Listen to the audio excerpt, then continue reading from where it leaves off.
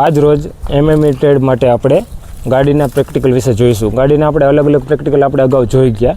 આજે આપણે જોશું કે આધુનિક યુગમાં એટલી બધી ગાડી આવે છે કે જે ઇલેક્ટ્રોનિક્સ બેઝ વધારે છે.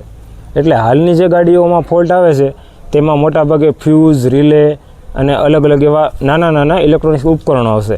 આપણી પાસે આજ એક વેગનાર કાર છે, તેનું આપણે બોનેટ ખોલી અને તેમાં ફ્યુઝ બોક્સ ક્યાં આવશે અને તે ચેક કઈ રીતે કરાશું એ આપણે જોઈશું. તો આપણી વેગનાર કાર છે, આપણે એનું બોનેટ ખોલ્યું છે. આપણે સૌપ્રથમ જોઈશું કે ફ્યુઝ બોક્સ ક્યાં આવશે. તો બેટરીની બાજુમાં ફ્યુઝ બોક્સ આવશે, તે આપણે હવે ખોલશું. અહીંયા આપણે જોઈ શકીએ છીએ કે ફ્યુઝ બોક્સનો આખો ડાયાગ્રામ દોરેલો છે અને ક્યાં કયા રેટિંગના ફ્યુઝ લખેલા છે તે પણ આમાં લખેલું છે. હવે આપણે જોઈશું ફ્યુઝ બોક્સ આપણે ચેક કરવા માટે મલ્ટીમીટરની જરૂર પડશે. ફ્યુઝ બોક્સમાં આપણે સામાન્ય રીતે કન્ટિન્યુટી ચેક કરવાની હોય, બીજું કોઈ વસ્તુ ચેક કરવાની હોય નહીં.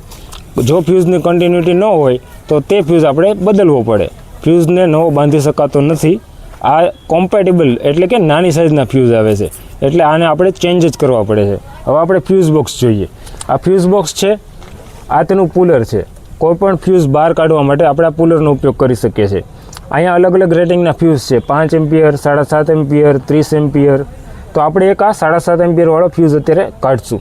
પુલરની મદદથી આપણે આ ફ્યુઝ કાઢ્યો, બરાબર. એક જ મિનિટ પછી આપણે આ ફ્યુઝ જોઈએ. હવે આપણે મલ્ટીમીટરને કન્ટિન્યુટીની રેન્જમાં લઈ જઈશું, બરાબર. પછી આપણે એને કન્ટિન્યુટી ઉપર સેટ કરશું. આ કન્ટિન્યુટી ઉપર સેટ થઈ ગયું.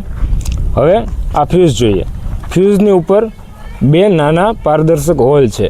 ત્યાં આપણે મલ્ટીમીટરનો પોઝિટિવ અને નેગેટિવ છેડો અડાડશું, ત્યારે બીપ જેવો ઝીણો કન્ટિન્યુ અવાજ આવશે. જો એ અવાજ ન આવતો હોય એનો મતલબ કે આ ફ્યુઝ ખરાબ છે, અને જો અવાજ આવતો હોય એનો મતલબ કે આપણો આ ફ્યુઝ ચાલુ છે. પકડો એક મિનિટ.